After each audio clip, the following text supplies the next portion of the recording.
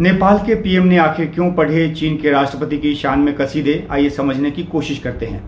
नेपाल के प्रधानमंत्री पुष्प कमल दहल प्रचंड ने शनिवार को चीन पहुंच एशियन गेम्स के उद्घाटन समारोह में हिस्सा लिया और इसके बाद उन्होंने हांगझाऊ में चीन के राष्ट्रपति शी जिनपिंग से मुलाकात की।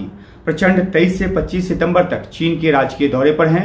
इस मुलाकात के दौरान नेपाल की तरफ से 7 चीनी बंदरगाहों तक पहुंच बनाने के लिए परिवहन पारगमन समझौते की खबर है। बॉर्डर एंड रोड इनिशिएटिव की 9 परियोजनाओं के चयन की भी बात सामने आई है। बीआरआई का भारत प्रबल विरोधी रहा है क्योंकि China Pakistan economic corridor Pakistan के कब्जे वाले कश्मीर के इलाके से गुजरता है। ये भारत की क्षेत्रीय अखंडता और संप्रभुता पर चोट करता है। बीआरआई का इस्तेमाल चीन भारत के खिलाफ रणनीतिक तौर पर करने की कोशिश करता रहा है। वह दक्षिणी गोलार्ध से लेकर उत्तरी गोलार्ध तक के देशों को इससे जोड़कर अपना असर बढ़ाना चाहता है। चीन की हमेशा से कोशिश भारत के पड़ोसी देश नेपाल को अपने अधिक से अधिक प्रभाव में लेने की रही है। इस मुलाकात के दौरान चीन के राष्ट्रपति शी जिनपिंग ने नेपाल के पीएम प्रचंड से कहा कि आप नेपाल और चीन की दोस्ती के प्रति समर्पित हैं और बेल्ट और रोड सहयोग के प्रबल समर्थक हैं, जिसकी मैं सराहना करता हूं। चीन और नेपाल पहाड़ों और नदियों के जरिए जुड़े हुए हैं और हम दोस्ती को नई ऊंचाई पर ले जाने को तत्पर हैं। जाहिर सी बात है कि शी ने प्रचंड को बरगलाने की, अपना बनाने की काफी कोशिश की। पिछले साल दिसंबर में नेपाल का प्रधानमंत्री बनने के बाद प्रचंड का ये पहला चीन का दौरा है। प्रचंड जून में भारत दौरे पर आए थे और फिर 16 सितंबर से वे अमेरिका के दौरे पर थे, जहां उन्होंने संयुक्त राष्ट्र महासभा में हिस्सा लिया।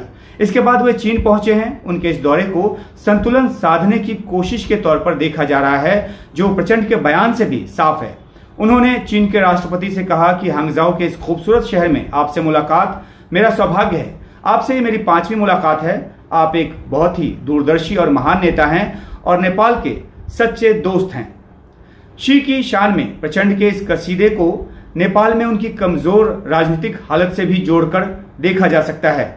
275 सदस्यों वाली नेपाल की संसद में प्रचंड की पार्टी के महज 32 सांसद हैं। इसके बावजूद प्रचंड न सिर्फ पीएम बन गए, बल्कि उनको उनकी मुख्य विपक्षी पार्टी नेपाल कांग्रेस ने भी समर्थन दे दिया, जो 79 सीट जीतकर सबसे बड़ी पार्टी बनकर उभरी थी। ऐसा होने के पीछे बाहरी ताकतों का हाथ बताया गया। नेपाल की अंदरूनी राजनीति में दखल और वामपंथी दलों को चीन से मिल रहे समर्थन से नेपाल कांग्रेस जैसी पार्टी में नाराजगी भी रही है। दरअसल नेपाल और चीन के संबंध अगर भारत के बरख से देखें तो इन दोनों देशों के जो संबंध हैं वो हिचक और शंकाओं से भरे रहे हैं।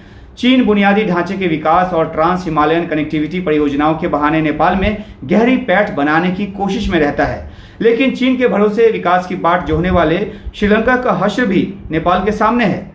पिछले 10 साल में 10 बार पीएम बदलता देख चुका नेपाल यूं तो भारत और चीन के बीच का मोहरा नहीं बनना चाहता, लेकिन नेपाल में जो भी सत्ता में आता है, चीन से नजदीकी दिखा या चीनी कार्ड खेलकर भारत पर भी एक अंकुश रखना चाहता है। चीन के दौरे पर गए प्रचंड की भी यही कोशिश लगती है और इसलिए उन्होंने राष्ट्रपति शी की शान में कसीदे गढ़े हैं।